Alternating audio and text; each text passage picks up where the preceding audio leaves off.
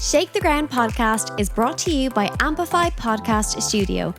They don't just produce podcasts, they build podcasts designed to last. See amplify.ie. Welcome back to Shake the Ground, the podcast that's here to remind you that the life, job, relationship and persona you want, it's all within reach. I'm your host, Nathalie Lennon, and every week we're diving into the stories of people who dared to do things differently and basically shook the ground within their own lives. I hope that this podcast helps you to find new ways to build confidence and self-belief, ensuring you never settle for less than what you dream of. So if you ever felt stuck, scared, or like you're playing small, get ready to shake the ground. Today's guest, I'm so excited for the conversation we are about to have. He is someone who's built a career exploring the power of the human mind, from anxiety and confidence to habits, fear, behaviour patterns, and even hypnosis. You may know him as one of Ireland's best known hypnotists, but there's a lot more to him than stage shows and entertainment. Jason O'Callaghan is a trained psychologist, clinical hypnotherapist and behavioural specialist who works with people on everything from panic attacks and phobias to confidence, sleep, emotional eating and breaking destructive habits. At the same time, he spent years performing hypnosis shows around Ireland and internationally. So today we're diving into all of it. What hypnosis actually is, how can it truly help, whether we're unknowingly programming ourselves every day, why we stay stuck in unhealthy patterns, how fear and anxiety shape our lives, and whether changing your thoughts through hypnosis can genuinely change your reality. I have a feeling this is going to be a fascinating conversation. Welcome to Shake the Ground, Jason O'Callaghan. How are you? Thank you very much for having me. It's an honour to be here. Did I get everything right there? I think so. I think I'm very impressed with your research. Thanks so much.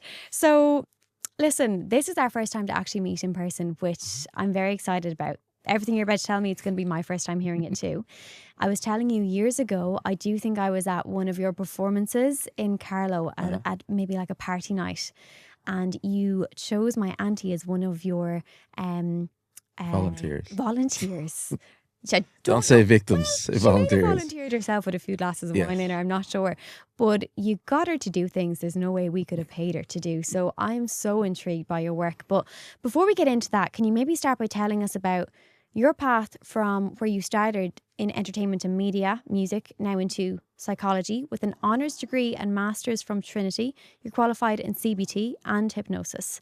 And you've met people like Bono, Boyzone, Pierce Brosnan, I think I saw on your website. There's so much to you. So can you give us a bit of background? So I come from, I was born in Kerry and I was raised in Dublin. Back in the 80s and 70s. So most people don't realise I'm a Kerry man, which is unusual with my accent. So I was born in Kerry, moved to Dublin in the mid-70s and grew up in a very working class area, a place called Walkinstown, which no one knows apart from the big roundabout there. That's the most famous thing. The roundabout and Gabriel Byrne. That's literally the two most famous things to come out of Walkinstown. Conor McGregor more recently is a local of ours. But anyway, and then I went to local school and then I went to Sing Street in the inner city. But the interesting thing is why I mention that is I'm not a natural academic. Yeah. And that's very important because these days being educated and going to college and so on is, people make such a fuss of it. Yeah. And I genuinely think it's irrelevant. Yeah. I genuinely think your school time. So a lot of people will say, well, I'm working at Aldi or I'm working as a bin man or I'm working as whatever. And because my schooling, I always say to people, because you're very successful at this, this and this. And I take it as a compliment, but I say, I only flourished the day I left school. Waste of time, all my years in school. Not saying they were a complete waste of time, but I did Irish for 15 years, complete waste of time. I failed maths in my Leaving Cert, which taught me, I failed Irish in my Intercert and my Leaving Cert. It was Intercert back then, and Leaving Cert. I am not a natural academic. And I have 3 children, and I have 2 wonderful daughters, and I have a wonderful son. But my wonderful son is not academic either, but he's the nicest, kindest, highest levels of emotional intelligence. And that's something that we don't learn in school. You learn academic stuff, but you don't learn. Billy Connolly used to have, and I can say this on a podcast, he used to say the only thing that you should learn in school is how to make money and how to get laid. That's really all they should teach you in life. And apart from that, nothing else really matters. But it's something that is completely missing from our education system. So it's like saying, as we talked about, you're an expert in fitness. But I'm not sure if you know, I did a degree in earth sciences and I literally just powered through it for the sake of getting a piece of paper and saying, oh, I went to college, I did a degree. And I've said to my parents, I feel like I wasted your money. I wasted 4 years because I never used it. Now, lots of character building, but the character building was everything probably surrounding the college experience and not the actual, you know, information within the course itself. Yeah, well, what the point is exactly what you've said is that you're an expert. Like I'm an old 50-something-year-old guy. I'm not an expert in fitness by any stretch. But my point is that, and I just give an example of you as someone who's an expert in fitness, or someone who's an expert in music, or someone who's an expert in sport. Yes. Are they thick? Are they thick? You know, they don't have 700 points in a leaving cert. Yeah. No, not at all. Yeah. Would you consider David Beckham a failure? He hasn't got 700 points. Exactly. Would you consider a piano player a failure? Would you consider an Irish dancer a failure? Would you consider a painter, a sculptor? You know, there's a great image that I always refer to in my work, and it's the sort of thing that pops up on social media of a sort of professor sitting there at a desk in the jungle with all these animals, elephants and lions and tigers and snakes and monkeys. And he goes, okay, you're all going to be judged on your ability to climb a tree. That's what the leaving cert is. That's what school is. Yeah, I love that. That's a really powerful It's really just a... You know, as I said, David McWilliams, the broadcaster and economist, has a great quote, and he says he went to Blackrock College, which would be one of these really posh, fancy schools, and he said, I left school in the 80s, whenever it was, with guys who were really stupid, who thought they were smart, and guys who were really smart, who thought they were stupid, because they were just judged on this 2 weeks in the end of June. Could not agree with you more on all of that. And I suppose one thing that I found, like I'm a whatever personality type it is you want to call it, I'd say perfectionist. Whatever I do, I put a lot of pressure on myself to do it to the best of my ability. My parents always told me, stop stressing so much. It's only a piece of paper, you know, when it comes to the leaving certificate. And even when it came to my end of year college exams every year.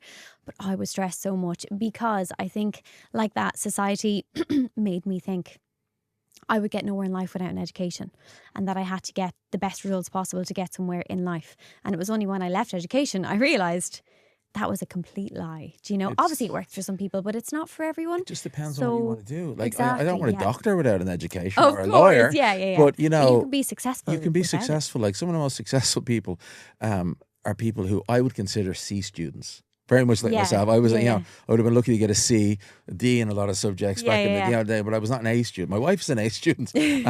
But, you know, the ability to be successful and make money in whatever you do, it isn't judged on your leaving cert. And once we have to get away from that, and because what's happening now is, and I said recently, I think I read an article with Dave McWilliams talking about this, and he said, everyone's got a degree now, so it's not special. No. Now everyone's getting a master's. Yeah. No, it's not. So we're all the same. And it's so expensive. Yeah, to but we all have the same qualifications. And his sort of thing to the younger generation was, you know, why does my barista have a master's? Yeah. Because that's all the jobs there. Because there's so many people with degrees now and so many people with masters that there's not enough jobs for them. Yeah. But so look, like I did the degree in earth sciences from Trinity. When you say Trinity College, and you know that yourself, people kind of go, oh, Trinity. And I'm like, I still couldn't get a job. I did my master's. I did my undergrad in DBS and then I did my master's in Trinity. But I'd spent 8 years in college in total. Like, 'cause I left school and I was, as I said, I was crap. I was really bad in school. And the day I left, I was like, okay, let's do something. And I because I didn't get maths, I wanted to become a hotel manager because that was my family business. My aunt had raised me in a hotel in France. So I spent my summers there and I'd worked in bars and restaurants, as much teenagers do.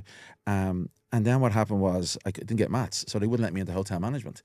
So even though I was working for years, so I did what was back then called a CERT course, which was back then you had to do an apprenticeship as a barman or a chef or a waiter or whatever. And I used the restaurant management course because I said, I'll move into hotel management. But even after 2 years in Callaghan Street, I went to the meeting. I went to this guy and I said, look, I've been working in hotels for years. I'm running hotels with my family. I have 2 years in college. I've trained as a waiter. I've trained as a chef. I've trained as a bartender.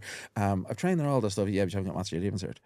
I'm like, what a kick to the gut. So it was just like, it makes no sense. Well, this doesn't make any sense at all. Like I actually passed economics in my leaving cert, which is kind of a little bit higher on the scale than maths, but just because maths isn't my thing.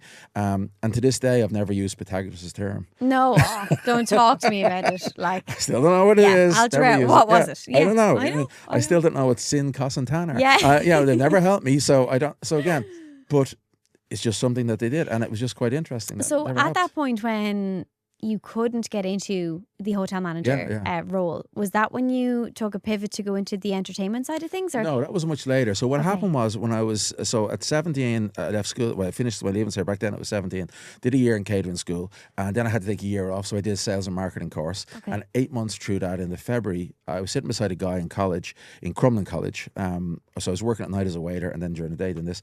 And this guy said to me, I'm going to do an interview today. And I said, oh, where are you going? He said, oh, Disney in Paris. Now, this is Euro Disney back then. It's not Disneyland Paris. We're recruiting. I speak fluent French because I'd grown up in France. And I said, I'll go with you for the crack. And so at the end for the crack, it was a day out. We went into the old Juries and Balls Bridge. I did an interview because he was going in. I said, I'll go in as well. And they offered me a job in Paris. Oh my Because I worked as a waiter. I speak English and French. They were looking for people who did that. So I went down to my mother and I said, I'm going to live in Paris. I was 19, 18, I turned 19. And my mother was like, you're not. My dad said, no, you can go if you want. He gave me a few £100. I don't think she never forgave them for that. And I went off to Paris on my own at 19, worked as a waiter in Disney with 600 Irish people. And we had the crack. And it was just like the equivalent of Australia, like it is now. Yeah. We had the crack for that. I came back and sadly my mother, I started college, my second year in college, which was restaurant management. So I was learning to manage restaurants. And my mother passed away very suddenly of cancer. And I was only 19 at the time. So I stayed in Dublin for 2 or 3 years. I worked in all the top hotels, the Gresham Hotel, the old Berkeley Court Hotel. Did all that for a while. And then in 95, I got a job on the QE2 cruise ship. So I went off again. I traveled the whole world on a cruise ship.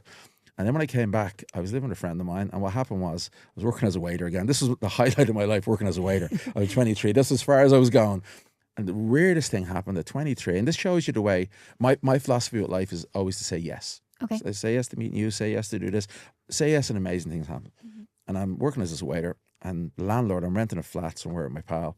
And the landlord is the principal of Ballyfermot College. It's the arts college in Dublin. Yeah. It's where they study animation, journalism, media, this type of stuff. And I, of course, hadn't been, I didn't even the catering school. And he says, yeah, we do a journalism course. And at the same time, coincidentally, I go on a package holiday to Turkey with some mates. One of the guys, his girlfriend, does journalism. Okay. And she's a lovely woman. I think she's the head of Vodafone or something now. But she said, my job is to go to events. I've never met a journalist in my life at this stage. I go to parties, I go to premieres, I go to fashion shows, and I write about it. I said, like, that's a job? So when I came back, the landlord says, yeah, I'm the principal of Ballyfermot College, just by chance. I send in an application, because I'm technically unemployed, because I'm working, getting a few nixers as a waiter. And they ring me like a day before the course starts. I didn't even get a place. They ring me a day before the course starts, and they say, someone's dropped out. If you come with £50 tomorrow, you can have a place in this journalism course in Ballyfermot. 2-year diploma in journalism. That was 1996, September 96. Within 3 years, I was the most famous journalist in Ireland. Within 3 years. Oh my God. Within 3 years. I had my own column in the Irish Independent. I was part of the Social Diary team, which was the gossip columns team of the Sunday Independent. I was working on FM 104 as J.O. from the Paparazzi with Colin Hayes and all these people. I was literally so I finished my exams in 98 and I was hired. Louis Walsh referred me to the Mirror, the editor of the Mirror, and I took over as a showbiz editor temporarily of the Mirror on huge money. And I was still in college. I was like, because all my friends, this is where it goes back to the academia stuff. Yes. I said, all my friends were waiters. My dad was a doorman, so his friends were doormen. So I knew chauffeurs, I knew wait. I was able to get all the showbiz news around Dublin because all my mates were working in the bars, the restaurants, guys I knew working on the door, Brown Thomas. I didn't have the official sort of go to UCD and get your journalism degree and, I did all through official channels. I was successul because all my mates, I was just talking to my mates going, and they go, oh yeah, Bono was in yesterday. Oh yeah, write that down. And even David Bowie, oh, write that down. Oh yeah, who's in Brown Thomas yesterday? Robbie Williams was in shopping yesterday. Oh, write that. So I go into the Sunday Independent and I'm kind of trying to get basically work experience. Mm-hmm. And at the time, Anna Harris, who's the editor of Sunday Independent, she said the guys underneath her, and this was like the Sunday Independent at the time, half the country read it. This was, as I said to you earlier, before social media, it was like 1.5 million people out of a 3 million population reading this on a Sunday. Was it that high? It was that high. You know what I mean? So it was all it was like, this is where Veronica Guerin, God rest her, worked. John Philman Bohm, and all these really big name journalists, Eamon Dunphy, like all these famous. This was the time, and I was like, oh, I heard Bono was here. And I go, oh, write that down as a line. Send that over to me as a line. And then it was 2 lines. And then it was a paragraph. And then it was 2 paragraphs. Then it was 1 story, 2 stories, 3 stories. And literally within a year, I was part of the biggest newspaper team, the biggest newspaper. Wow. Opened in 1999. Back then, I worked for a woman called Terry Keane. Now, you're far too young to remember, but any older listeners, she was the mistress of Charlie Haughey, Oh, the wow. former minister. And Okay. this was a public secret. Everyone Yes. sort of, she hinted about it in her columns, and we were part of the team supplying the information for her column, which is the back page of the Sunday Independent. But in 1999, she went on the Late Late Show and she announced this publicly. It was the biggest scandal in the country in 1999. It was the last Late Late Show that Gay Byrne did. So it was this huge scandal. Again, anyone listening, ask your parents about it. They'll remember. And I'm sitting at home with my dad, and literally my life changed because I was next in line to take over. So the editors rang me because they can't put Terry King, because she'd left the newspaper and basically gone to the Sunday Times and done this big expose and quit her job. They needed someone to fill in, and myself and another colleague, a girl called Gail, we were sort of top of the team supplying all the stories. So the editors just put us straight in. So at 26 I was, or 27, I became the most famous gossip columnist in the country. My God. And that's where you mentioned earlier about my celebrity contacts. Like, Yeah. you know, they're getting, I would have been close friends with Pierce Brosnan. I was there when Westlife were named. Westlife were originally called West Side. They were originally called IOU, and then they were West Side. And me and Louis... Sure, they couldn't go with that after West Side Story. No, what happened was there was an American rap band called West Side. Okay. Or whatever they were called. And me and Shane Lynch from Boyzone, I was with him and Brian McFadden.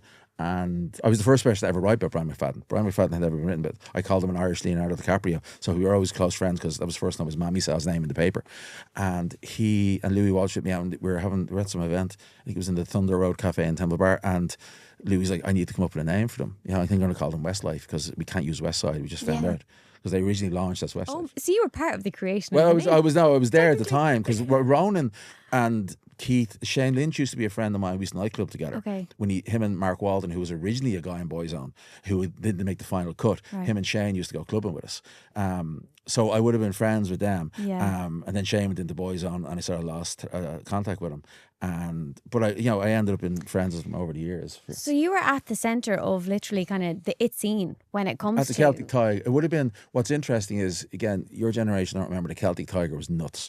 The Celtic Tiger was every weekend, because I was a social correspondent, I would go to 2 fashion shows, 3 restaurant event launches after event. a night. I could go to 6 events a night. Okay. So I would walk in and say, who's here? Oh, Nathalie Gann's right about her. Johnny Logan's here. Bono's here. Oh, there's no one in this one. We'd walk back out and go to the next place. You know? So it was crazy. So now I've such a greater understanding of, I suppose, you and your life and the incredible work that you've done. Where does the pivot come into becoming a hypnotist? In 2003, I left the Sunday Independent group, became the showbiz editor of the Herald, the Evening Herald at the time. Yeah. And then it's terribly complex business to be in. You're always involved in trouble. You're always diving into. You're always on the edge because what happens is your news editors, everyone wants the big stories, right? But the PR people, they want to send out the stories. Remember, this is the time before social media, so you would have to, I want the big stories to get the headlines. Yeah. But the PR people and the artists or the celebrities, they don't want the scandal about their breakup. They want, oh, nicey, we're fabulous, we're gorgeous, look at us. Yeah. But so you're walking this line your whole life. So you're literally getting punched. The editors want big stories. The celebrities don't want big stories, and you're trying to do that. So in 2004, I left, and I started the Rat Pack in 2002. That was with MCD, and if you know MCD to be concert promoters. Yeah. So MCD, Dennis Desmond, who's an amazing guy, he's the guy behind MCD. We had done this charity ball in 2002. So I want you to picture this now back in the day. So I had never sung in my life. I put this charity ball together in the Four Seasons Dublin with a committee for cancer. Who was on the Rat Pack with me? The host was Jerry Ryan. 2 of the singers were Stephen Gately and Mikey Graham. Okay. The female singer from Boyzone, obviously. The female singer was Sinead O'Carroll from Bewitched. The Eurovision winner, Paul Harrington, was on piano. Yeah. Jack L from Kildare. Yeah. Jack L was singing with me. There was a 5, so we did this thing because I'm a big Rat Pack fan, which is Frank Sinatra and all that stuff. And we did this thing called Rat Pack Ball, and that was all of us as the thing. What a lineup! It was amazing. It was amazing, and it was height of the Celtic Tiger. MCD Dennis was at the event. He said, "Take this show, Jason, put it in the Olympia."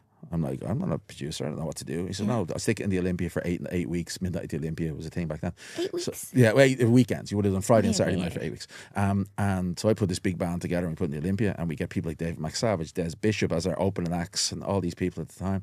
And and then that goes great. And then this girl comes to me, this is around 2003, a PR girl, and she says, I'm getting married. And she said, would you bring your show to my wedding? And I'm like, well, I'm far too famous and glamorous for that, but it's huge money. Weddings are huge money. Yeah. So I kind of, well, I don't have to do anything. I just turn up and I sing a few rap pack songs. And that On your own? No, well, I had a band at the time. You know what I mean? Okay. I had a big band, saxophones, trumpets. Okay. Think of Michael Bublé before Michael Bublé. But none of the other kind of big names that were with you. No, in no, Olympia. just me and my own. Just me and my own, because they just wanted the music, and I would have hired Luke Thomas. I don't know if you come across Luke Thomas. He's the singer about the Swing Cats. Okay, he would have been an R&B star at the time, and we needed a guy of colour to do the Sammy Davis Jr. role, and we had another guy. Anyway, but that then became a huge thing, whereas I was doing 100 weddings a year. Okay. Back in 2004, 2006, 2007. And what happened then was I got involved in a court case in 2000. I ended up in the showbiz editor of the Daily Mail, and just a court case happened and everything went arseways. Okay. And I couldn't work in newspapers for 4 years. Oh It just nothing to do with me completely. I was proven there was nothing, I didn't do anything wrong. Yeah. It was just politics. Yeah. And the Daily Mail had to go to court and apologise and pay me a lump sum because they got everything wrong, and they said I was a great journalist. It was just politics and mess ups and all types of complicated stuff, and I couldn't work. I couldn't work as a journalist for 4 years. Okay. Because the court case had to go through and they had to apologise. But by the time that happened, so I went back to college. I just said I'm not going to sit around for years. So I went from literally getting 100 phone calls a day in 2006. 2000, spent a year or two just doing the band and producing that and having a good time. And then in 2008, I said, well, I got to do something with my life. I can't just keep doing the band. It's crazy how quickly, I guess, the showbiz world can kind of turn upside down. Yeah, well, I was lucky I was in weddings. And then, of course, you had the crash in 2008. Yes. So the wedding market went down because no one had any money. So I just went back to college. I sort of... And is that when you went back to study psychotherapy? Psychology. Yeah. Okay. I actually originally wanted to study Chinese and business because I was like, oh, I'll become a businessman. China's going to be huge in the next few years. Yeah. And I went to Shanghai with my girlfriend at the time, and it was a kip. It was horrible. It was all polluted. I was like, I'm not going to stay here. So I just went back and changed my CAO to psychology because I had an interest in positive psychology. Because reading sort of self-help books and all that had helped me an awful lot over the years. Okay. And I pivoted to psychology, and that's where my second career sort of began. Yeah. You know? So what age are you then when you're... 33. 33. I love hearing stories like this. You know, this I is thought I was so old. Now I'm 53. No. 33. I thought I was old. I thought I was old. old at 23 going to journalism college. Going, oh, there's all 18-year-olds here. Then I was like 33. I was like, which was embarrassing in a way because remember I'm very well known back then. I'm not well known anymore in that market, but in the media. Yeah. Like I was very like that. This whole me leaving the Daily Mail, it was all over the front page of the papers back then. Like even I broke up my girlfriend in 2008, there was a big page story in the Star or the Herald. It was like because it was of the time. You know what I mean? You have to remember it's just a long time ago. So returning back to your studies was a tough pill to swallow. Because I had to go back and be very humble. Yeah. I had to start at the bottom of the ladder again. I had to go back with 18-year-olds and do my degree. There was a handful of us doing mature students. There always is. It's always interesting, and anyone who's ever gone back to college, you'll notice the mature students sit at the front of the class. Yeah. Because we're not there for the social life. Yeah. It's funny, when I was in college, we had a man... There was only 12 people in my degree. It was really, really small. There was one man who was the same age as my dad, and he sat up the front. He was asking all the questions, whereas we were like hung up for half the time, sitting in the back. When you go back as a mature student, there was around 10 of us in my psychology class, and we all became friends. But it was we're not here for the social life. We're here to get the degree. This is business now. So was that a 4-year degree? 3-year degree. It's 3 years in DBS, 4 years in Trinity, but you could do it in 3 years full time. So when you graduated from that, and what an incredible pivot to make, and I think that in itself is inspirational because so many people can be afraid to like take a different path in their 30s or 40s or whatever. At any age. Yeah, any age, yeah. And look at how successful you are now in that area. But how, I mean, the move from psychotherapy. Psychology. Psychology. Counselling. Okay. Yeah. The move from that into hypnosis. Do you study hypnosis in that degree, in the master's? Okay, so what happened was I did 3 years in DBS. I get my honours degree, which is a PSI accredited degree, which is Psychology Society of Ireland. So the plan was go and get it to become a clinical psychologist, which is working in hospitals and so on, and become a doctor of clinical psychology. So during my 3 years, the first year I do a counselling course at night. So I'm a bit like you, so I'm a bit of a perfectionist. I'm not very good at lots of things. Like, I'm not a sporty person. I'm not I'm not good at playing the piano. I'm not what academic. you do, you want to do I well. only do one thing. Yeah. That's my sort of rule with life. Like when I did the journalism, I did one thing, and I'm like a sniper. My goal is to do that. When I did the band, I became the biggest band. When I did the journalist, became the biggest journalist. But it's all I can do. I can only do one thing at a time because I'm not that smart. You know what I mean? I think as humans, that's how we're supposed to do. But we overdo it nowadays. when I was a kid, I used to read a lot of Sherlock Holmes. And when you read the Sherlock Holmes books, it says that Sherlock Holmes, when you're a kid, this goes into your head, his mind was like an attic. He only kept in it what he needed. And that's the way I look. I wanted to become a really good entertainment journalist. That's all I did. I didn't venture into anything else. Then when I did the music, I wanted to have the biggest band in the country, and we'd done the Vicar Streets and we did all that stuff, but that's all I did. And then I decided to get into the mental health side of things. I said, well, that's all I'm going to do. So when I was doing the psychology course at night, because I was trying to get all these, get an advantage to get into clinical psychology, which is very competitive, I did the first year psychology during the day, counselling at night. Did in the National Maynooth University, this counselling certificate. Second year I did CBT, which is cognitive behavioural therapy. Did another course in that.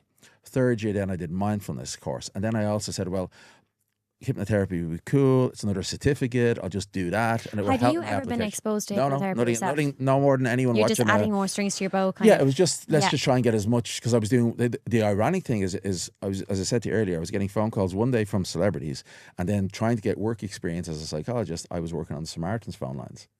So like, that's how humble you have to go. You got to go from dating supermodels and I think not everyone going right would down have to the capability to be that humble. I think it's incredible that you have that. You got to do what you have to do. You have to go. If you're on the wrong ladder, you got to get back down to the bottom of the ladder and start again. And that's literally what I had. So I'm doing work experience in Telehospital. I'm doing work experience with Samaritans. I'm doing work experience with ARC, which is a cancer support charity. I'm trying to do more. Just how much work experience can I get to support my application to get into clinical psychology? And I do the hypnotherapy course, and it's a 6 weekends to get a certificate, whatever it is. And I look at the statistics and I go, hold on a second. Counselling, psychotherapy has like 600 sessions you have to do, and you only get 20% success rate. Or CBT would have 24 sessions. We only get a 70% success rate. Sorry to interrupt you. Yeah. Define success rate for me. Helping people. Okay, so it's literally kind of like the healing or the solving the problem. Okay, you know what I mean? So getting over the issue, getting over the anxiety, getting over whatever the issue is. Oh, I'm very keen to hear what the percentage is now. So just think about it. 600 sessions of counselling for, I think it's around 35%. 24 sessions of CBT for, I think, 70%. Okay. 6 sessions of hypnotherapy for 93%. Stop. So it's as close to 100% after 6 hypnotherapy sessions as it would be. You'd have, you wouldn't get any. So that's just, research is done. There's a meta-analysis of all these studies for people with anxiety and smoking and phobias and whatever it is. And it says, if you get 6 sessions of hypnotherapy for your issue, it's got a 93% success rate. So straight away my brain is going, why are we not all doing hypnotherapy? That's your question. That is a question that many people, there's an amazing professor in Stanford University, David Siegel, psychiatrist, specializes in hypnosis. And he answered that question because he was on Josh Rogan. He's been on all these podcasts. Okay. He answers that question. Josh Rogan said, why isn't everyone doing hypnotherapy? Well, the simple answer is, especially think of the American version, is how can me as a hypnotherapist or a community of hypnotherapists compete with Pfizer, with the medical profession, with the doctors? I love this. Yeah. I've had numerous It's all conversations. about the money. Yeah. That's all it is. Numerous conversations, a slightly different field, but with kind of relatives of mine, one who is hugely into kind of organic and natural healing methods, right? Exactly. And there's a few things that I've struggled with, and he's been like, try this, take that. Parasite cleanses, all this stuff, never spoke about it on Instagram, helped me so much. But I was like, to him, I was like, why are people not all doing this? When I Google this, why can't I find information about it? And he was like, that's all censored. No one's going to make money out of it. Well, that's the thing. I don't know about being censored, but I definitely know it's about the money. See, my philosophy is there's no money in broccoli. Yeah. It's so true. As I said, you're in the fitness space, you're in the wellness space. But, what there's no money in you. If you're, I consider you an expert in wellness and fitness, right? But what my point is that if I come to you and I'm an unemployed 30-year-old, 40-year-old, and I'm overweight and I'm there's no money in broccoli. And why I say that is, go to Aldi, the fruit and veg are the cheapest thing. No, it can't, it's too expensive to get healthy. Yeah. Go for a walk, it's free. No, it's too expensive to get healthy. You see what I mean? I see what you mean, but my question is, I do feel like a lot of people go to therapy and counselling. So they're paying for that service when they could be paying for hypnotherapy. And therapy and counselling isn't necessarily a medical route. So why do you I'll think tell more you people why, are because not there's a thing choosing? called the Nice Guidelines, and Okay. Nice Guidelines came out years ago Yeah. when I was in college, and they recommend mindfulness and CBT. So that means that doctors, see, the problem with hypnotherapy is like if I watch a movie, this is what I say to every client who comes at my door, whether it's a guard, whether it's a judge, whether it's a millionaire, whether it's a cleaning lady. Yeah. And I say, visualize a movie about your job. Now, let's just say you're a nurse. And I say, okay, watch Grey's Anatomy. And they go, well, it's not really like my job. I said, exactly. Hypnotherapy and hypnosis is not like you see in the movies. Okay. It's a movie. Because in a movie, you can say anything. There's the top movie on Netflix now is Hypnotic with Ben Affleck. Absolutely nothing to do with hypnosis. If I could do that stuff, I wouldn't be sitting here with you. You know what I mean? Get Out, another horror movie that came out a few years ago, Hypnosis. That doesn't work either. Yeah. It's, if you can picture, Brad Pitt playing me in a movie, it's not going to be like what I do because it's a movie. Yeah. Captain Underpants, my kids watch it with a hypno ring. It's not real. Yeah. Hypnosis is very real, but in the movies, they can say anything. Woody Harrelson plays a hypnotist in whatever that one is, that Now You See Me movie, those ones. And he plays a hypnotist. He's walking on people, hey, sleep, tell me your It's secrets. not like No, that. Yeah. it doesn't work that. But they can say anything in the movies. And that's why people don't understand it. Yes, but I also think you're right in that no matter what people seem to be struggling with their mental health, and my own struggles that I've had, Yeah. I mean, endless articles, professionals, therapists, counsellors, they'll all tell you, practice mindfulness, practice journaling, keep going to therapy, keep going to counselling. Eventually you work through all these things. And I've never in my life heard someone say, have you tried hypnotherapy? I've never, ever heard it in conversation. But this is why I wanted to because open they up don't the floor to it. understand it. Because what you said there about mindfulness, Yeah. if you take mindfulness Yes. and you take a body scan, which is the intuition. Now, that's from the 70s and 80s. That's from a guy called John Kabat-Zinn who developed mindfulness. Now, go back to the 50s. There's a thing that you would learn. If you trained as a hypnotherapist tomorrow, you would do a script. It's scripted. You have to learn scripts and how to rehearse it. One called a Dave Elman induction. Okay. Word for word. The exact same as a mindfulness thing. Word for word. Turn off the muscles of your nose. So in other words, mindfulness is a complete rip-off of hypnosis, but they just called it mindfulness. It doesn't give suggestion. It just gets you to relax and live in the moment. Whereas hypnosis would give you the relaxation, put you in a light trance, to allow your subconscious mind to absorb everything and give you suggestions to change. That's the difference.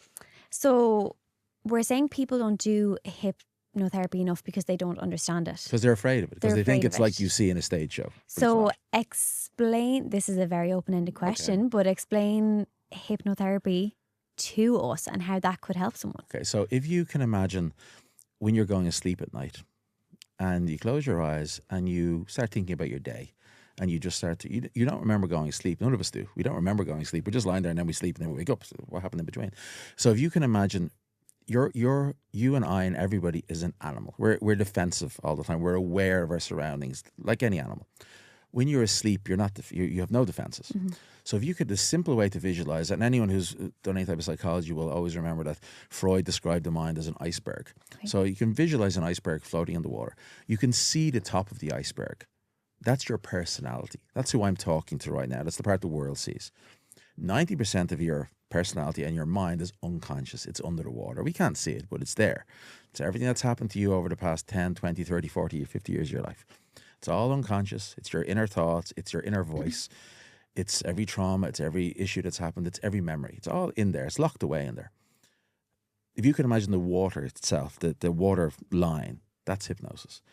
You're not awake, you're not asleep. You're relaxed enough that the best description is that when you're relaxed so much that trapdoor between conscious and unconscious opens just a little bit, that we can put suggestions into your hard drive. And here's a simple example, Nathalie. I'll do this with you. I want you to think simply. Do you remember primary school? Vaguely. Do you remember who you sat beside in primary school? Now, if you're listening, you'll see that Nathalie is looking up. You automatically look up, right? Yes. Right? Now, think about, was there a person you can remember who's your friend in primary school? Once or twice. Okay. I remember somebody. You can remember somebody there. Yeah. Or your teacher maybe or something like that. You can remember a teacher. When was the last time you thought about that person? Oh my God, I can't control my eyes from going to the left when I need The to reason think. your eyes are going to the left, everyone does that. we all look away. Okay. We all look away and we look And up. even when you asked me, as you were asking me that question, I was like, don't break eye contact. No, but it's not and that. straight away my eyes went You to have the no left. choice. None of us. You can watch George Clooney in an interview and you can say, George, what was your favourite movie you ever made? And he'll go, everyone does. They all sit back and they look up. We're accessing our unconscious You're opening mind. that trap We're- door. You're literally Googling in your own head, who did I sit beside in school? You just said you haven't thought about that person for years. No. But yet they're in there. I could say the same for you about who's the first boy you kissed? What was your favourite pet? Think about your favourite summer holiday. Like, you can walk out of here and walk down the town Yeah. and bump into somebody you haven't seen. Jesus, I haven't seen you in years.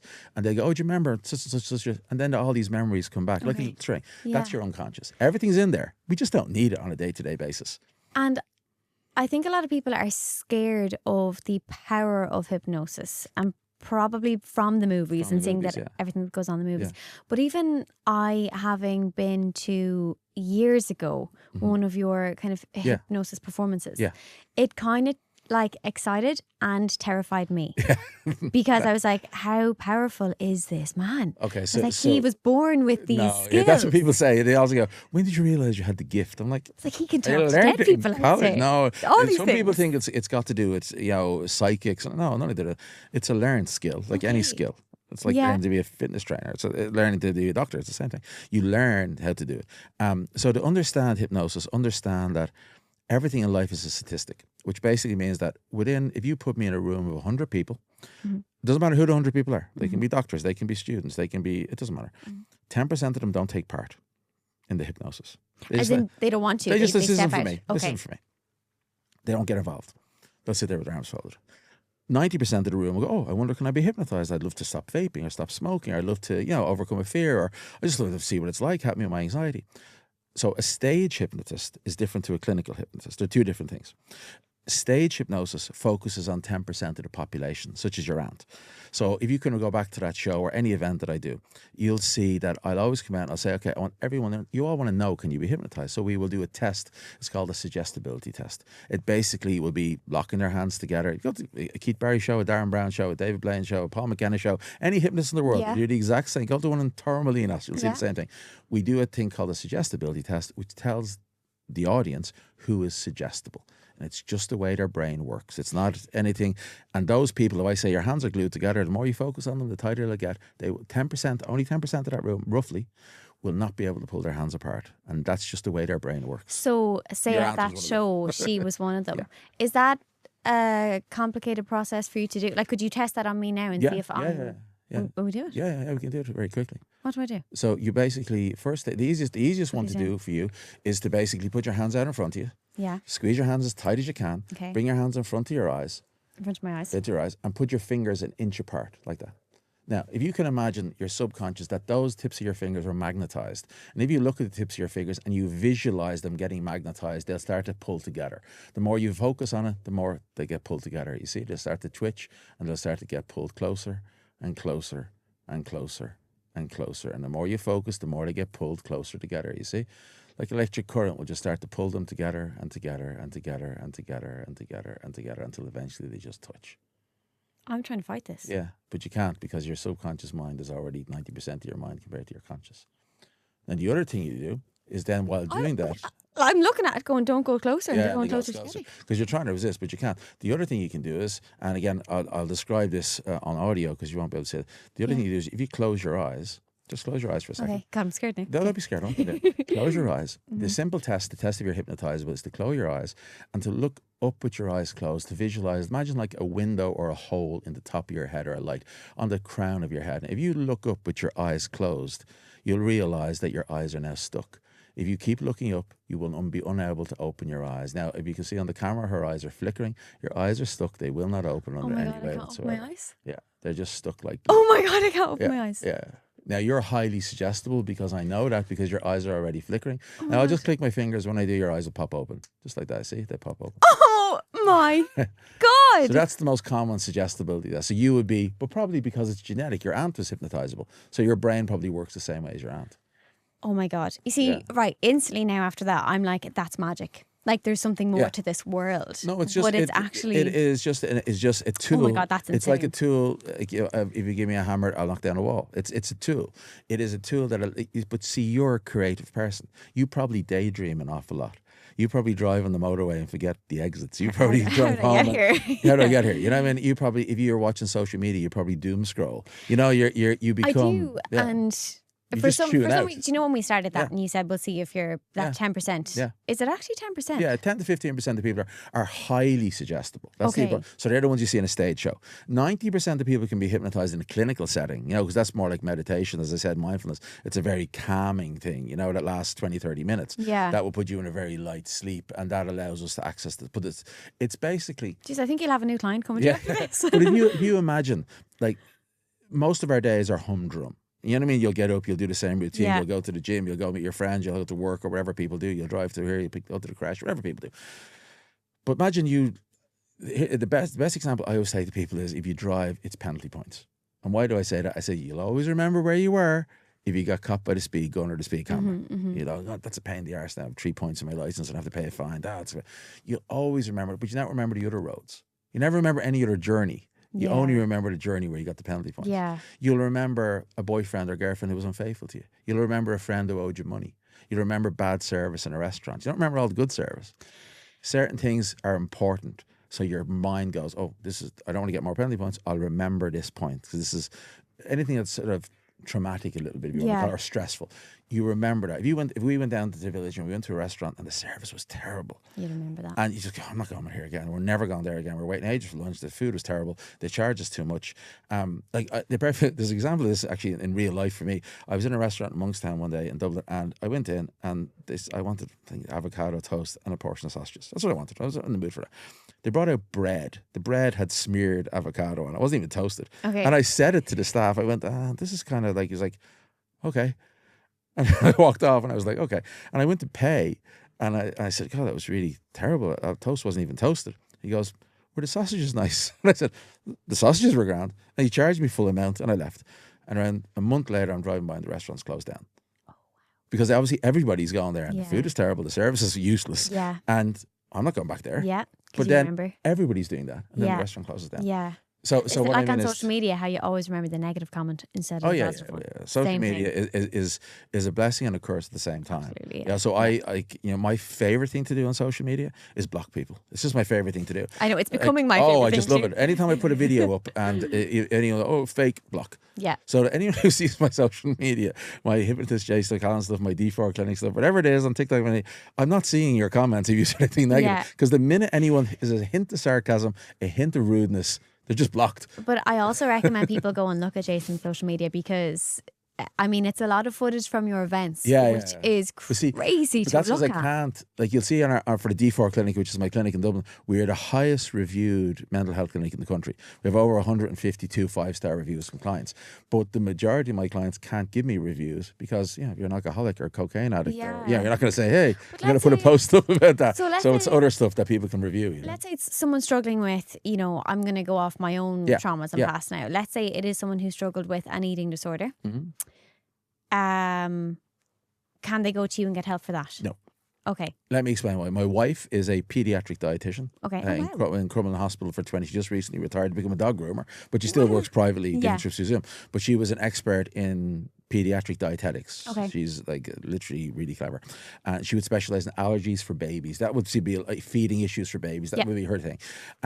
So if you rang me and said, I have anorexia, I have bulimia, I would say contact Bodywise. Yeah. Something like that. That's what I would do. You would need a team. It's like someone says, can you help with addiction? I said, okay, are you drinking too many glasses of wine on a Saturday night? I can help you with that. If you're doing a line of coke and you shouldn't be doing it and you want to get out of that, or you're vaping or you're smoking, I can help you with that. If you say, I'm a heroin addict or I'm a chronic alcoholic, I would say, you would need a team. You would need a John of God's or Rutland Centre. The same as, don't get me wrong. If you ring and say, I'm eating too much chocolate, I'd say, yeah, I can help you.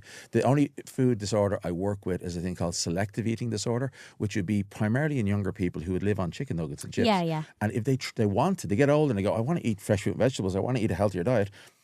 But every time they try and eat, they gag. It's like they want to eat a banana, but they actually start physically choking. We can cure that. That's very effective for that. Wow. Yeah, that's really effective. And then let's say it's something like just someone struggling with their confidence. Yeah. That's what we do. Like when Yeah. I still struggle with acne, flares up from Yeah. time to time. Today was a bad day, Yeah. and it'd be in my head coming in here. Yeah.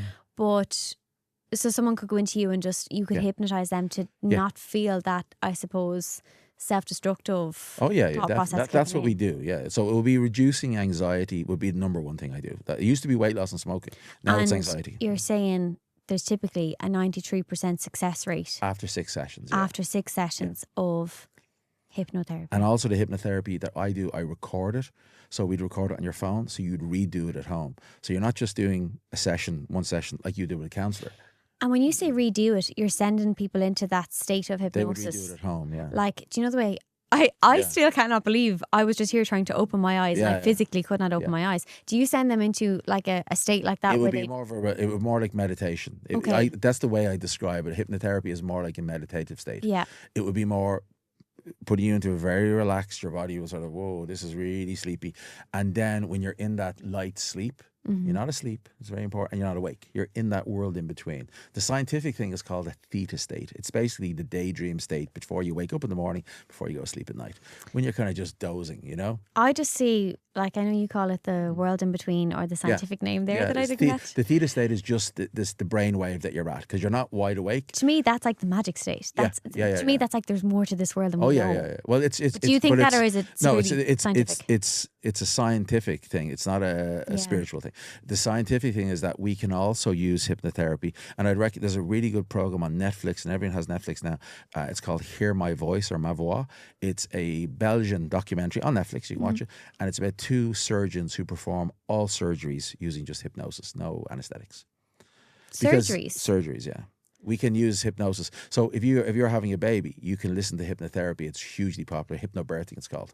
Hugely popular. I've heard of hypnobirthing. I had a friend of mine who I think wanted to go that route, and because of complications, then she couldn't. It's just. But so is that basically helping you to do it more natural?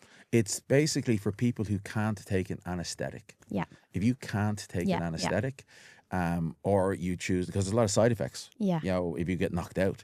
But they've done a lot of documentaries on this over the years, and people can watch them on YouTube. There was a big one on the channel 4 years ago where they performed live a hernia operation where they cut someone open. And there used to be a famous doctor from Kildare actually in called years ago. His name escapes me, but he was based in the Baggot Street Hospital, and he performed up to 6,000 surgeries in Dublin with hypnosis instead of anaesthetic. That is insane. So like, I just do not. Well, I guess I do now, thanks to you. I was going to say I don't understand why more people are not hearing about this and talking about this, but that's because of the industry. Because of, go outside here, go to France, it's huge. Go to Belgium, it's huge. Go to Australia, it's huge. Again, Ireland is, and not dissing it, but we're like, look at our health system, we're years behind anywhere else. Yeah. The first thing people will do with anxiety is they'll go to the GP. The average GP, some are brilliant. There's guys like Harry Barry are amazing doctors, and then there's other doctors who aren't. Yeah. And the problem, like any profession, the problem is that the average GP will see you for 7 minutes. What are you going to do in 7 minutes? So I always feel hard done by when I leave. So what happens is they've got 7 minutes to see you. Yeah. The problem is you want something to fix your anxiety. And think about a medical doctor. Why that's first people's protocol. Maybe it's drilled into us from youth. I don't know. Mm-hmm. Think of the name. They are a medical doctor. The only thing they are an expert in is medicine. Yeah. I always joke in the clinic, I say, it's go into a plumber and ask him to do your electrics. He's not a plumber. And so that's all that's all there's to do. Some are very good and some will say, no, I'm not going to give it to you. But it has its place. Like, if you find you banging your head against the wall, we want to give you drugs, great. But the problem with a lot of the time is that the first protocol, when it should be the last protocol. Yes. And may I exaggerate on that a little bit by saying, look at the medical profession. They are brilliant at some things. Mm-hmm. Emergency medicine, brilliant at. Mm-hmm. You know what I mean? There's some things they are absolutely perfect at, and I recommend them all day, every day. Mental health is not one of them. Look at the medical profession over the years at mental health. Look at the way they treated gay people. Look at the way they treated people in asylums. Look at the way, you know what I mean? It just goes on. Electroconvulsive therapy. The list goes on and on and on. Medical profession, mental health is not their speciality. That's why psychiatrists or psychologists are the people you go to. But people's first protocol is always the GP. And then would the term be for you a hypnotherapist? I'm a hypnotherapist. I would consider myself a psychologist who specialises in clinical hypnotherapy. Okay. And I know you said there, say, 10 to 15% of the population it's mad now, I'm looking to the left or what you've told me, highly suggestible. When you are in clinic, you said 90% of people that I would say in the clinic would be, but the other 10% wouldn't come and see me.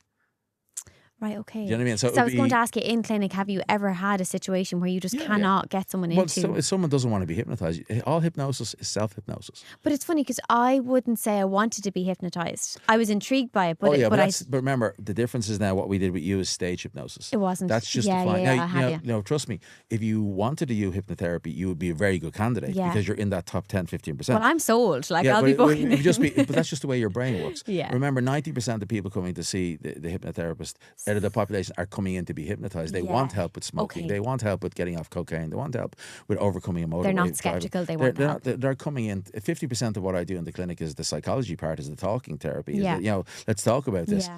Building rapport, and then explain, look, we'll put you under a light trance. They know where they are.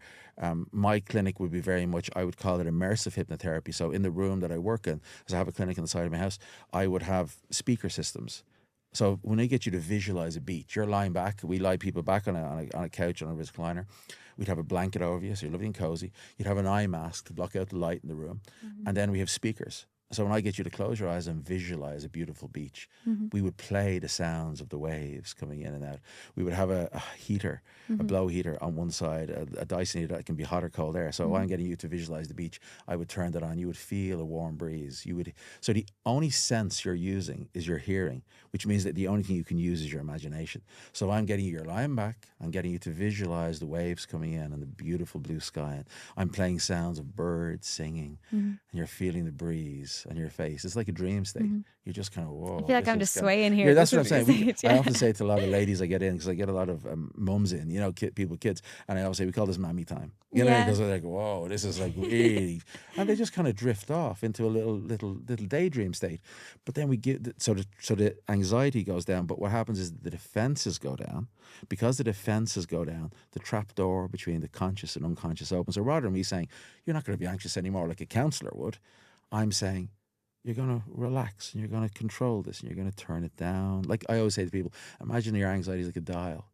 And in that state, you can just turn it down. In that state, when you turn it down, when you come out of that state, does it go back up? No, because, well, it does in some things, but what we've done is we've given you a tool. So unlike when you leave a counselling session or whatever, you have to walk out into the world and you have to back next week, do this again. Because hypnotherapy can be recorded, you can go home, you put it on again. Okay. You do it again. So I say this to you, again, I guess I'm nearly being selfish in putting a personal thing to you, but also I think this will help a lot of people, and I don't mind saying it. Let's say I've gone to counselling recently to deal with my sensitivity. I am such a sensitive person, and it's a blessing, but also I feel like it is a curse. I hate it by times, I love it by others. And is it sensitive to other people's opinions? Yes, just everything, but more so people's opinions, people's comments. It mightn't even be that bad. I'll take it up the wrong way. I'll take it home. I'll stay awake at night thinking about how something might have upset me that wouldn't have upset someone else, because they'd move on and forget about it. And I've kind of just been told that is just who I am. And I will probably never be able to change how sensitive. So I've been walking away from these sessions and going, right, I have to live with being the worst thing, let me tell you, the worst thing I've heard from counsellors, right, of clients who've gone to counselling. And again, don't get me wrong, I'm not dissing. I love the talking element. Some of them are brilliant. So, again, it's like some hypnotherapists are great, some are terrible. I'm not saying that everyone's brilliant, but the worst thing I've heard from people going to counselling long term is they've come back and they've gone, okay, this is lovely, she or he is a lovely person and we have a nice chat, but I'm still in the same place. Like, this hasn't cured the problem. And the counsellor has said this to them, and this is where ethically I have an issue. They'd say, well, you don't want to leave because you don't want to undo all the good work. Oh, now that's a bit. And I was like, whoa. So the person themselves would say, this is lovely, but hasn't resolved my fear of flying or my problem or whatever the hell it is. And the counsellor said that. Now that's shocking. I get that, like, you know, look, it's been a huge help to me and there's tools being put in the toolbox, but I find it hard to open that toolbox. Whereas I feel like the tool you give to people, obviously they can, you know, bring it home, replay it. They have no problem opening that toolbox then. Well, that's what I would say. I would say that we give people the tool to turn down that dial. But the way that all hypnosis is rote learning. So if you think about anything you've ever learned, because people say, I can be hypnotized. Okay. Have you ever driven on the motorway and forgot the exit? Have you watched Netflix and fallen asleep?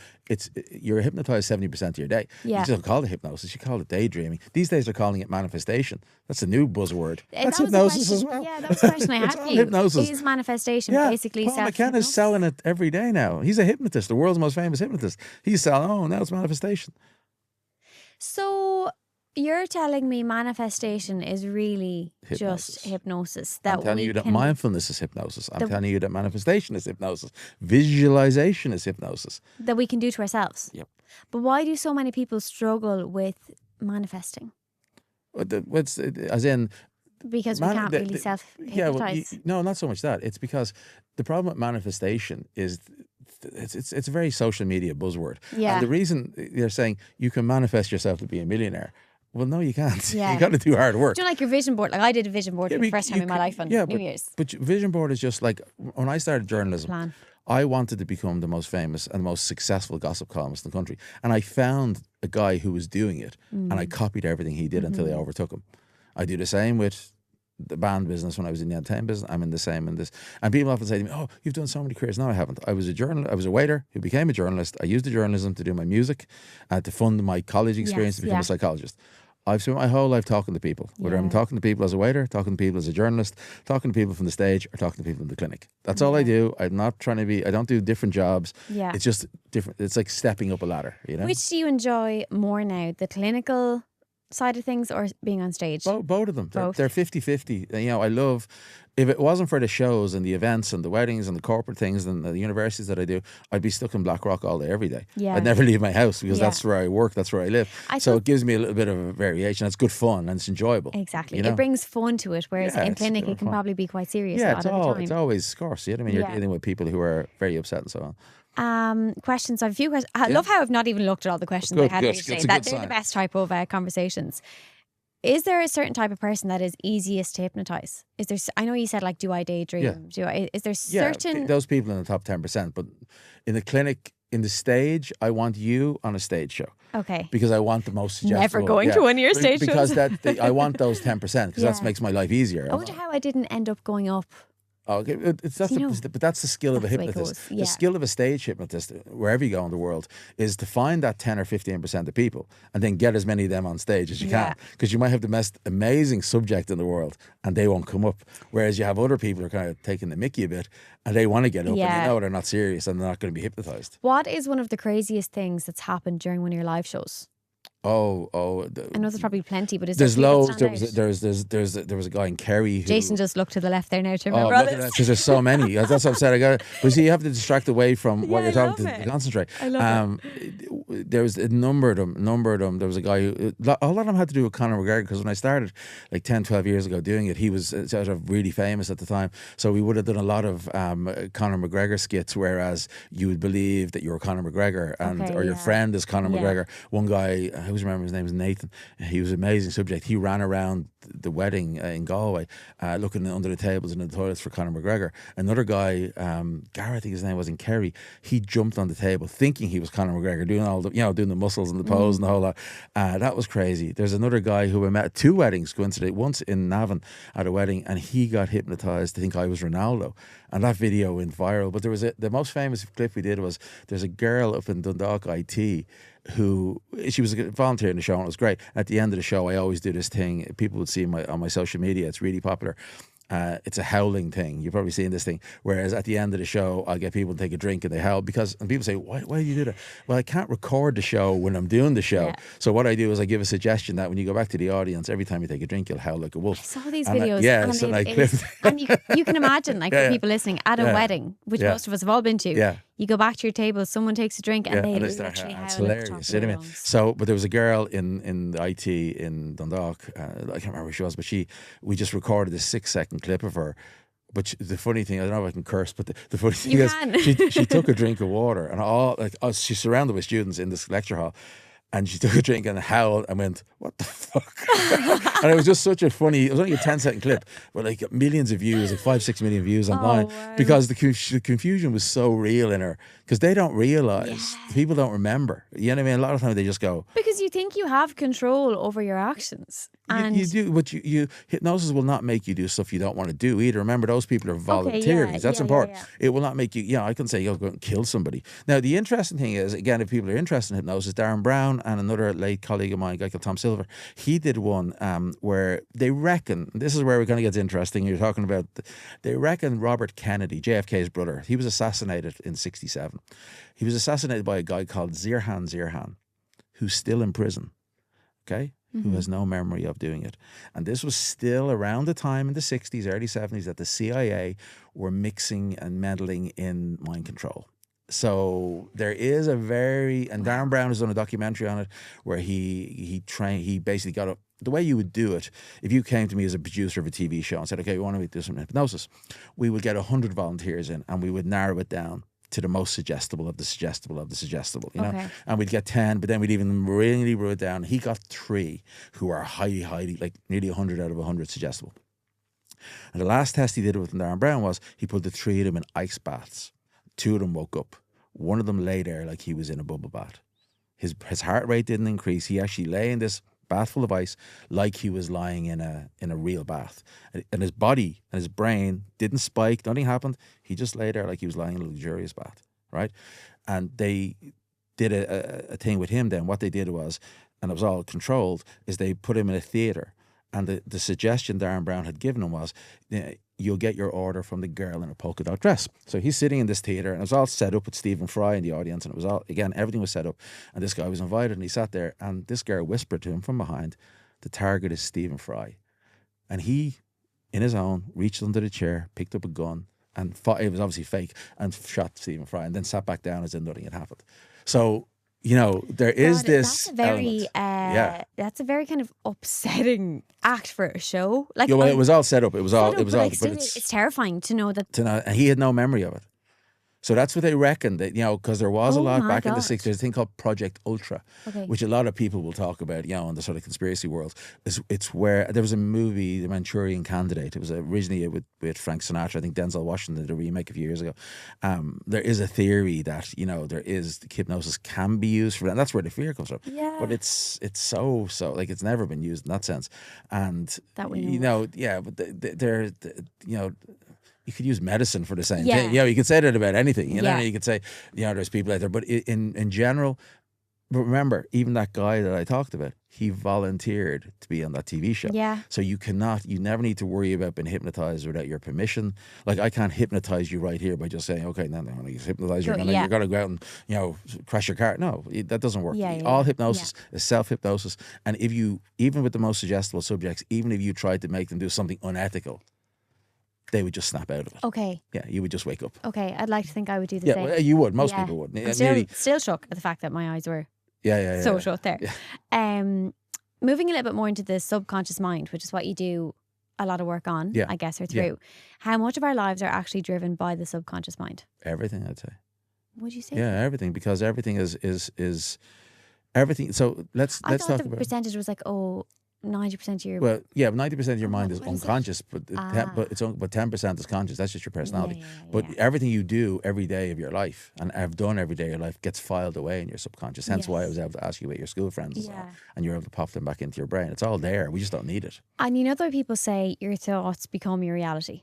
And this is like, it's a quote you'll see everywhere. It is, but it you know, as you say, that's where it gets confusing, because people think manifestation. If I think about being a millionaire, I'll be a millionaire. No, but if you think about having a vision board and saying, well, I'm really going to focus on getting a house. I really want to have my own home. So I'm going to plan this as a vision board, and I'm going to plan a strategy and get it. And that's fine.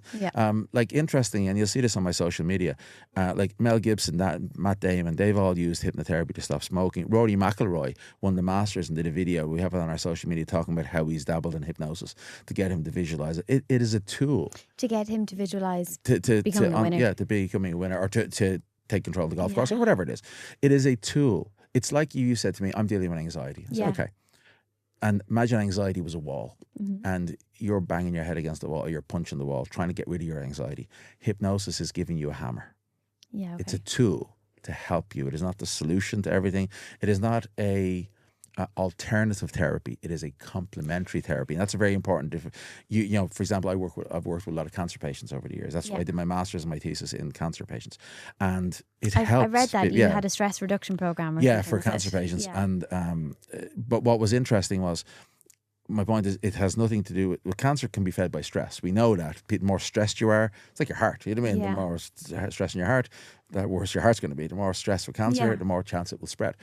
So what's interesting is hypnotherapy helps with that. It is not an alternative therapy. It means, oh, we're going to do hypnotherapy, we're not going to do chemo. Not at all. It is a complementary. Okay. It complements. If you're going to the doctor, if you're on medication, maybe for anxiety, it'll help you. If you're going to counselling, it will help you. If you're going to the gym, it'll help you. You know, so people helped a lady lose around 4 or 5 stone, and we were on TV3 talking about it, and some of the people were saying, oh, she said she did Slimming World. I said, yeah, she did Slimming World as well as hypnotherapy. Yeah. It's like, just because you do hypnotherapy doesn't mean it gets you to lose 5 stone. It gets you to change your behaviours, which help you to lose 5 stone. That's kind of the world we live in, where people just want to pay for one thing and let that do the job. It's not magic. And it's never going to be. And I've seen great AI images, friends of mine have put up as hypnotists going, you know, what it is, and then a picture of sort of Merlin the magician going, no, it's not this. Yeah. It's just a tool. It's a tool like anything else. And, you know, even if people don't want to pay and see personal hypnotherapists like myself in my clinic, there's a lot of stuff you can do on YouTube for free. You know what I mean? So it's like I talked about being healthy earlier on. Going for a walk is healthy. I just find it so incredible. Like, being healthy, I suppose, is one thing, but to me, this is just so mesmerizing to understand how powerful the mind is. Let me tell you something. You've just used a hypnotic word and you don't realise it. Do you know where the word mesmerised comes from? Where's it come from? A guy called Anton Mesmer, who was a hypnotist. No way. Yeah. But I do find it just... So see what I mean? It's around you. Yeah. It's around you all the time. You're using these words. The power of the mind and how you can manipulate the mind. Yeah, I think but it's just you incredible. as an individual can manipulate your own mind to be better. That's what it is. It comes from like positive thinking. If you look at successful people, and they just happen to know them because there's a lot of people we don't know who are successful, but you're Richard Branson's. He's hugely positive people. You kind of have to train your own mind, don't you? Even look at people like Michael O'Leary, who's hugely successful. Now, I wouldn't say he's not an empathetic guy, but he's very clever. Yes. And he doesn't care what people think. That's it. Most people who are psychotic, by the way, I'm saying Michael's not psychotic, but narcissistic personalities. Donald Trump is the best example. Yeah. A lot of CEOs who have narcissistic personalities. It's funny you say this because that was basically what I had said in my last session with the counsellor. I was like, I'm just so deeply like annoyed and frustrated at the fact that the people who do seem to be the most successful in this world and get to where they want to go seem to be those who literally lack empathy, don't care about stepping all over other people. But that's why they are who they are. That's why you and I can't do that. I was like, amazing that they don't care about other people's opinions, but they also don't care about how they make other people feel. No, and I just hate that the world is that way. But it's not. But see, that's why statistically, a lot of CEOs, and this is something I learned in psychology school, have narcissistic personality disorder.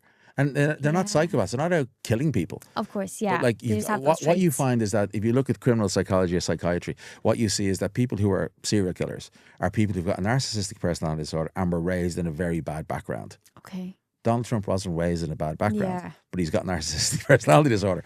He has no empathy. Yeah. And psychopaths who kill people have no empathy. But CEOs, let's say you're the CEO of a hotel chain, you're a CEO of a fitness chain, you're a CEO of an airline, and you have to fire 1,000 people at Christmas. Yeah. You and I be going, oh my God, I've got to fire these people. What about their families? What about their wages, their mortgages?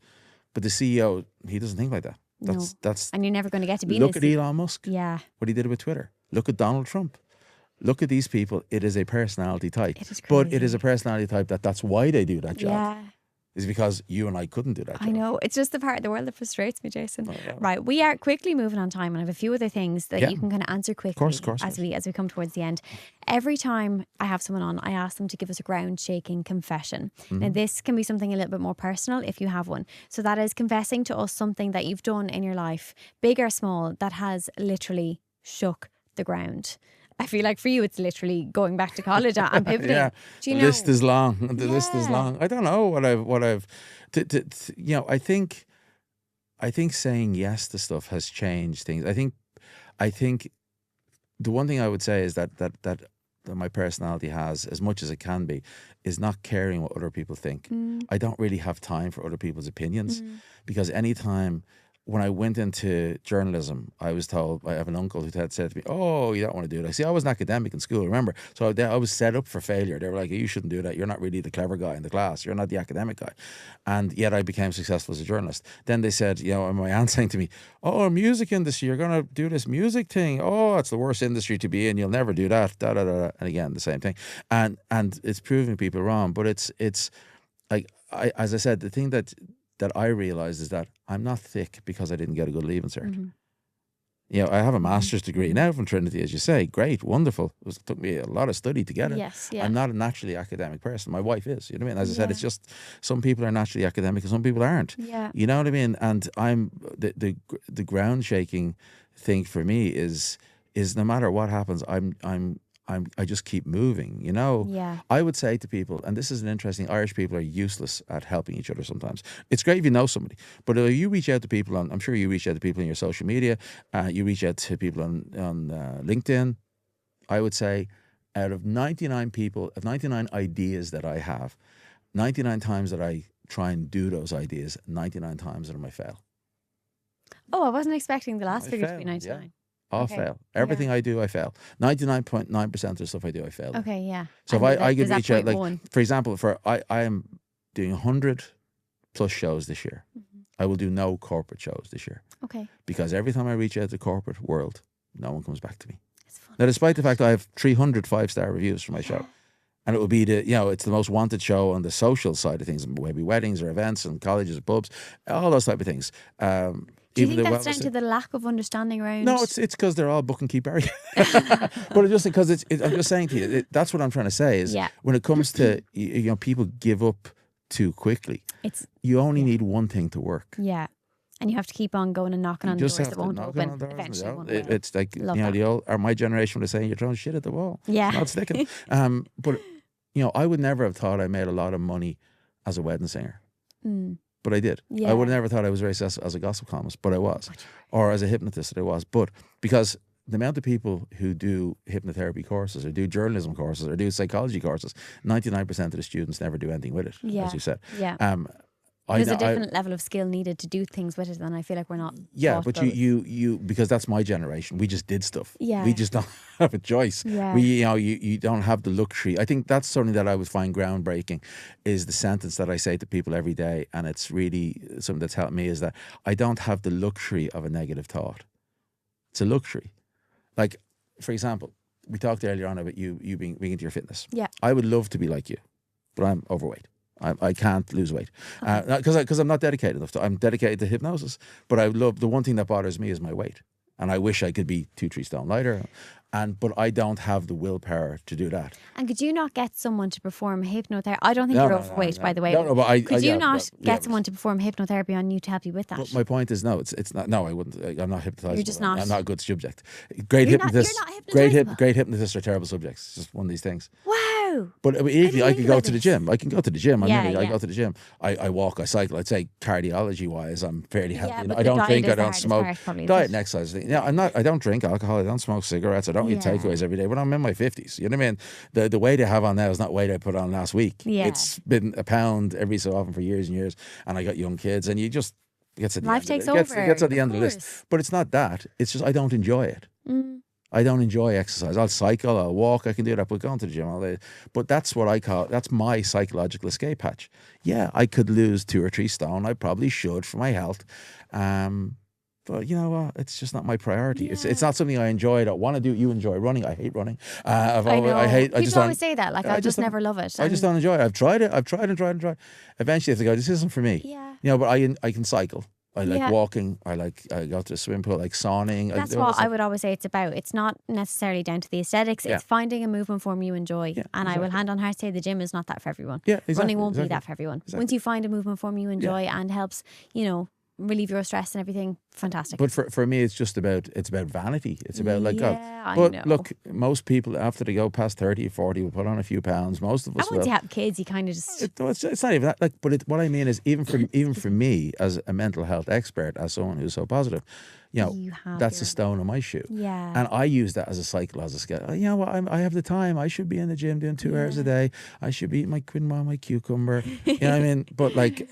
I don't, as I said, I don't eat junk food. I don't eat takeaway. Yeah. I don't drink fizzy drinks anymore. I drink water as strong as I get. I don't drink alcohol. I don't smoke cigarettes. I've run out of stuff to give up. You know what I mean? I'm not sitting there having 2 packets of biscuits a day, but I probably have a bit of a sweet tooth every now and again. But I'm just saying, that's my psychological escape hatch. Okay, yeah. Is I could have the six pack. I have a friend, a great guy called Alan Foran, runs a band, and he's now on this to get 85. He's going to be 85 kilos by the summer, and he's journaling the whole thing, and he looks amazing. And he's a couple of years younger than me, but he's like, he's got the biceps down. I'm going, oh man, I have another friend who's done running, done marathons. He's obsessed with marathons now, and I'm going, it's just not me. I wish I could, and so no one is perfect, including myself. So I like how you phrase it as being your psychological. It's escape hatch. I could lose the weight if I wanted to, but the discomfort, isn't worth the. It's just the trade-off. I try and I try. I get that. I get that. My wife's a dietitian. I know. I have no excuse. I help other people lose weight, but as she used to say, do as I say, not as I do. You do what you can. And I do the best I can, but that's the part of the acceptance. Is going, you know what? I'm a 53-year-old guy. You know what I mean? I'm not. I don't need to be out pulling chicks in my Speedos and looking cool on the beach. You know, I do the best I do, and you know, eventually I'll get around to losing more and more weight. And you know, look, that's just the way it is. And you just, but none of us are perfect. And that's, I suppose, and that's the thing to say is that, you know what, I'm not perfect. I'm not sitting here lecturing saying I'm great and you all need to. But I think it's refreshing to hear someone who, in my eyes, has so much power over the mind. Can I phrase it that way? Or learning about how to control the mind. It's refreshing to hear you also say you have that patch that you can't or don't necessarily want to double down on, and that's okay too. It's just we can't change. There's some things we do our best. We do our best. And like, believe it or not, I would say a good portion of my clients are doctors, nurses, psychologists, counsellors. Yeah. These are the people telling us what to do. The doctors come in to stop smoking. They're the ones telling us to stop smoking. So none of I saw a great dietitian online, and she was kind of saying, I have my breakfast. Yes, I'm having a croissant. I'm a dietitian. I'm not a, you know. But you're like that. I would be the same. People often say, God, I bet you wouldn't eat that. I'm like, you have no idea how many little sweet treats I have every day. Exactly. You know, I'll try and have my vegetables as well, but then give me the biscuit afterwards. Like, it's all about balance. So that way they would expect that of you. Yeah. Oh, I saw that girl, Nathalie, she was having a takeaway. Oh my God, that's all. Look at her giving out to us. And then, but like, so it's, I would say, I would say to people in respect to you being a social media person on social media, that the majority of stuff on social media that I come across is completely fake. As in, I work with a lot of influencers. I can tell you, being in the social media world, and they come in and I kind of look at their social media picture. And you look exactly the same, which is great. It's a credit to you, because some people come in at the clinic and they go, oh, what do you do? I'm an influencer. I have 300, 400, 500. I'm a celebrity, whoever it is. And I go, wow, you don't look anything. I know that the influencer world can be a letdown sometimes. Yeah, it's just quite funny. The personality differences between the personality online and in real life. Come here, I'm so aware that we are just at the end. Before we do, I want to do a quick fire with you, Jason. Of course. So if you can, these are kind of like quick answers, but we'll see. Biggest myth about hypnosis? That it's mind control. Oh God, I love that. Like, even though we spoke about it, I still see it as being mind control, but it's not. No. Okay, one thing people do that damages their mental health daily. Stress, anxiety, worrying about the future. Can't control it. Can heartbreak physically affect the body? Yes. Do you work with people through that a lot? I've worked with people through that, yeah. Well, that's anxiety as well. That's stress, that's anxiety. That's the same thing. Yeah. Confidence. Something people should stop overthinking. Being afraid of stuff. One thing you'd hypnotise the world to stop doing. Being mean. I love it. One sentence, you've kind of given us this already, I think, but it'll be a lovely way to finish it up, Jason. One sentence people should tell themselves more often. I'm not an imposter. Oh, imposter syndrome is the biggest. People, no matter who they are, don't think they're good enough or think that someone else is doing it better. I get that a lot. I find that I'm very successful. I'm very lucky. I'm very successful financially, health-wise, everything-wise. And then I wonder, why is everyone going to work? I should be going to work. I should be working 9 to 5. Why am I commuting? All these people are going to work in the office from 9 to 5 for their salary to get their $2,500 a month or whatever people get. Yeah. I should be doing that. Maybe am I wrong? Yeah. Am I cheating the system? I relate to these emotions so much. And I just kind of go, well, I'm sitting at home and going, I don't have to work today. I work when I have clients. I don't have clients. I work when I have gigs. I don't have gigs. If I don't, I don't. And I walk my dogs with my wife and I go, wow, why? Am I doing something wrong? Am I the one? Should I be like, am I missing out on something? And she's like, no, like I can do a weekend of gigs and make what people make in a month. You know what I mean? I'm not boasting. I'm just saying, I don't have to go. But that's my thing in my head is the amount of times I've said to my friends, I need to get a taxi plate. They go, why should I taxi plate? I said, because when I feel like crap, I could work. I could just get in my taxi and drive. And My wife's like, you're not becoming a taxi driver. I'm like, no, but maybe I could get a chauffeur plate. I think you're also a high achieving. Yeah, like yeah. you're I feel like I'm doing nothing. You like to be busy. I'd probably have some type of ADHD or something. I don't even know. Back in our day, you were just thick in school. We were just he's just thick. But now it's like, oh, maybe it's ADHD. But I think I feel guilty when I'm not doing stuff. Yeah, I relate to that as well. I have to. And there's a Steve Jobs quote which has really helped me, and it's when the fishermen aren't fishing, they're fixing the nets. And what that means is that when you're not doing what you do, when you're not, like you're a fitness trainer, but you're not training people, or you're a psychologist, but you're not seeing clients, or you're not, say, hypnotist, you're not, there's other stuff you can do. You know, you can do your social media, you can do your business, you can do your accounts, you can do your, whatever it is, you can, organize. There's other stuff you can do when you're not doing the main thing that you do. And that's where that quote comes from. I think that helps me. It helps me to go, okay, you know what, you don't have to be. And I think what I like to tell myself is fixing the net can sometimes just be self-care. It doesn't need to be productive. I think that's something I've struggled with. Feeling like it always has to be productive. I'm much better now. I give out to my wife over this because I love her so much and she's so great. But she's like, self-care is at the end of her list. It's always the kids or the dogs or me or her family or her dad. And I'm like, but you're in crap form. Mothers tend to do that. They do. It's the one thing I see all the time in the clinic, especially with weight gain. I see that so much in the clinic, and it's usually women in their 50s. They've sort of had their kids. They've stopped exercising because the kids. The husband kept working, maybe because of the childcare situation, so on. Maybe they stayed at home. They lost their circle of girls because they were with the kids and they weren't working with the girls anymore. And they weren't, and they suddenly they're 50 and the kids are now teenagers. Like my youngest is 9, but my oldest is nearly 14. So like they're doing their own thing. They don't need you. They've lost their thing. They've lost their thing, and now they're like, oh shit, I've put on 5 stone. My husband's still working. This is a constant conversation I had. I was doing weight loss for a long time in the clinic, and I would say to people, they would go, well, my husband's still in work. He's still got that circle. He's still playing golf. Yeah. His life didn't really change when we had kids, but I stopped doing this and this and this. That's a big fear for so many women, and probably a conversation for a whole other day. Is losing your freedom, your personality, your being when you have to. I know it's a fear of my own. Yeah, it's the worst thing you can do. I try, and I'm lucky myself. My wife's very good, and she has her group friends, and you have such an understanding of it because you work with people that have gone kind of through all of that. I guess the last person she listened to was me, but I would say that's the criticism I have of her when I say it to her, and because I want her to be happy, is that and her and so many women don't self-care enough. And I say, look, we're all fine. I'm fine. The kids are older. They're fine. They're not toddlers. Go do you. When they're toddlers, it is sort of a team effort because it's very stressful, and they're, they're babies. So, but as they get older, it's not about them. They just come in and watch TV and just do their own thing. But you need to take care of yourself because if mommy's happy, everyone's happy. I love that. Really I think that's a really nice note to wrap things up on. Jason, this has been such an incredible conversation. I've learned so much about, I suppose, you as a person, your work. You've inspired me to, I suppose, work hard on whatever it is I'm doing, but not be afraid to like you said, pivot and go a different route. You've inspired me to probably work on my own mindset and thought process more.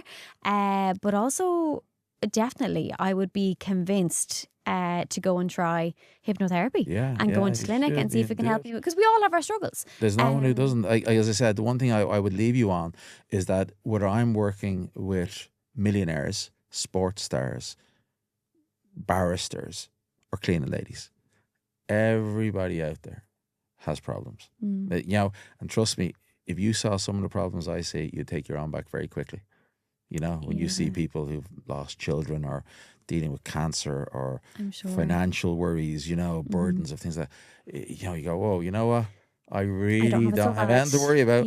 My worry is about losing a stone or two, but that's it. If I could do that, then I'd be perfect. If people want to find you online, where is the best place for them to go? The D4 Clinic is my website, and Hypnotist Jason O'Callaghan on the socials. I'm easy enough to find on them, so just Hypnotist Jason O'Callaghan. We'll have it linked in show notes and videos and everything that go up as well. I can't thank you enough for your time here today. My pleasure. It was a pleasure to come down. Before we finish up, I just want to take a moment to thank our partners again here at Amplify Podcast Studio. Having the right team behind you makes all the difference. And Amplify don't just produce podcasts, they build podcasts designed to last. If creating something meaningful in this space is on your mind, definitely check them out at amplify.ie. And that brings us to the end of today's episode. Jason O'Callaghan, thank you again so much for your time today. Thank you. Travelling down to us here in Carlow to have this conversation. It really does mean so much. I'm sure it's going to inspire a lot of people. to kind of take charge of their life and their path, but also to maybe take up or to maybe book into the D4 clinic if they're struggling with something, and hypnotherapy could be the answer. I definitely have a lot more faith in it after speaking to you, after literally being, would you say I was hypnotized? You could be hypnotized within a couple of seconds probably if I wanted to. What you did to me today, where I couldn't open my eyes and I couldn't stop my fingers from going together, was it a mild state of? Probably within 3 or 4 seconds I could probably knock you out. Okay, we will leave that until next season, guys. If you enjoyed this one, don't forget to like, subscribe, or leave us a comment wherever you are listening, because it does make a huge difference to help us keep going, and it only takes you a little split second. So until next time, guys, keep trusting yourself, keep pushing past the fear, and keep shaking the ground.